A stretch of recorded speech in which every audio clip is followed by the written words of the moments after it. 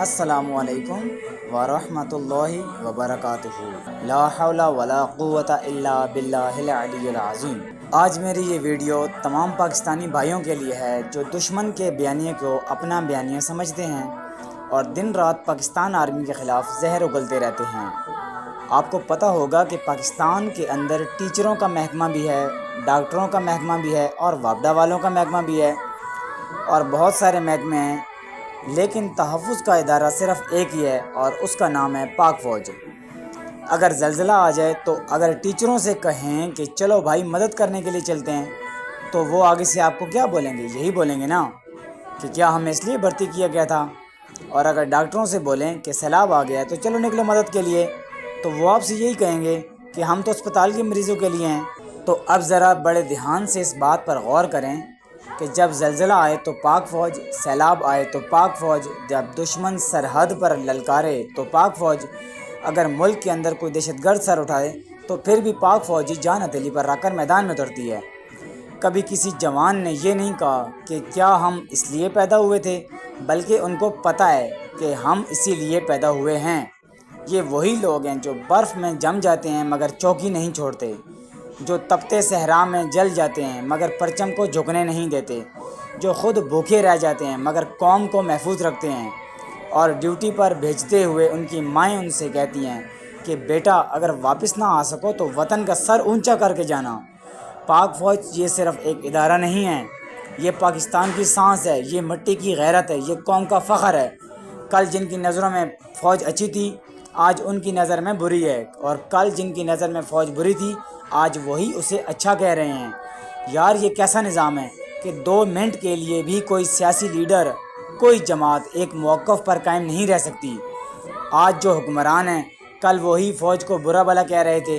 کیونکہ اس وقت فوج ان کے ساتھ نہیں تھی، تب کہتے تھے فوج سیاست میں مداخلت کر رہی ہے، اور آج جب وہی فوج ان کے ساتھ کھڑی ہے تو اب مخالفین کی نظر میں فوج بری ہو گئی ہے۔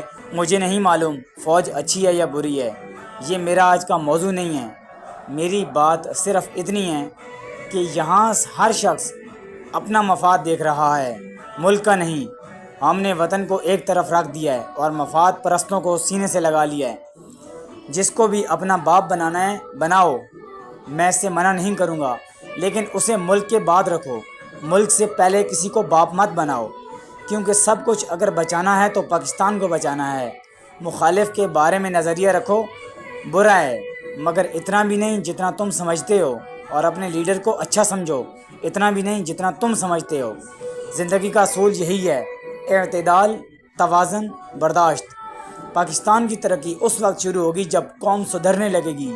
لیڈروں سے زیادہ قوم کو بدلنے کی ضرورت ہے، کیونکہ لیڈر قوم کے مزاج کے مطابق بات کرتے ہیں، اور جب قوم باشعور ہو جائے گی تو لیڈر بھی باشعور ہو جائیں گے۔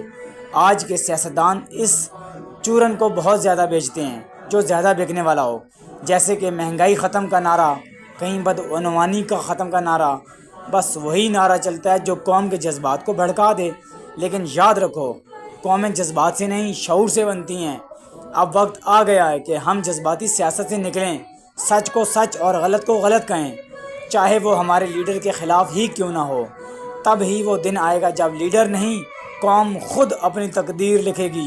میں اپنے اللہ تعالیٰ سے یہ دعا کرتا ہوں کہ یا اللہ پاک ہمارے لشکر، ہماری فوج اور ہر محسن وطن کو توفیق دے کہ وہ ظلم و جارحیت کے سامنے حق کی نہریں بہائیں مگر نفس ناپاک سے محفوظ رہیں، انصاف اور رحم کا دامن تھامے رکھیں۔